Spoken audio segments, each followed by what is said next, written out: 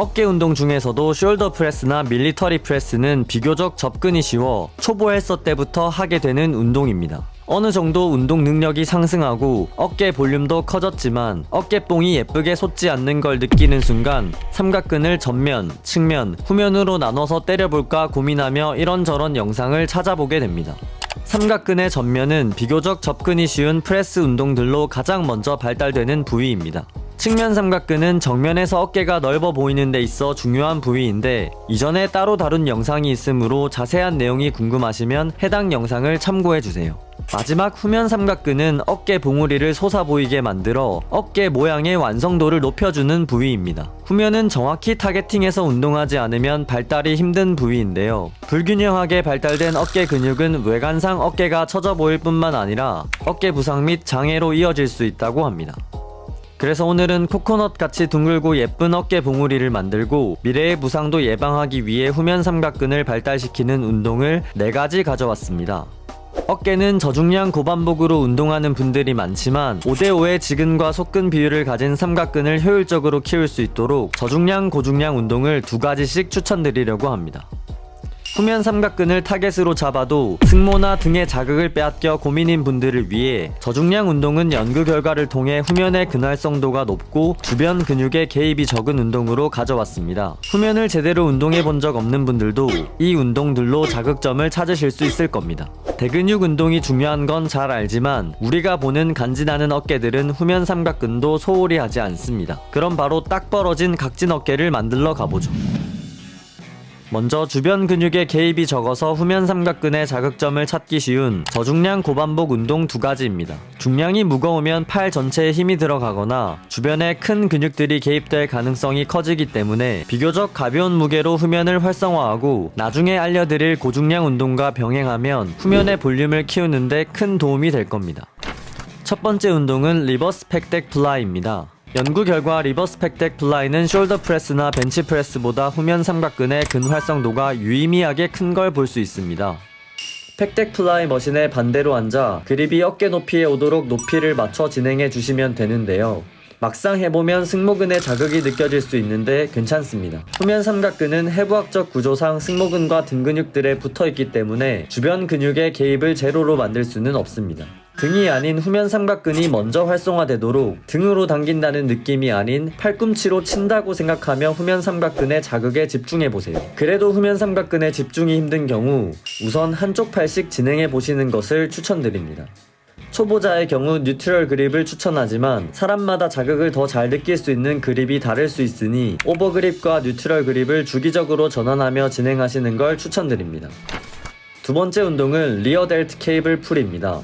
이 운동은 목이나 승모근 등으로 자극을 빼앗겨 후면 삼각근에 집중하기 어려운 경우 특히 효과적인 운동입니다. 해부학으로 접근해보면 마지막 동작의 가동 범위가 후면 삼각근을 정확히 자극하지만 광배근 및 승모근 등의 주변 근육의 개입은 매우 적기 때문입니다.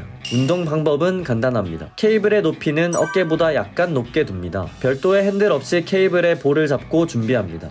팔을 약간 구부려 몸 뒤로 가져오는데 케이블을 아래로 내릴 때 팔과 손을 바깥쪽으로 비틀고 어깨도 바깥쪽으로 돌려줍니다.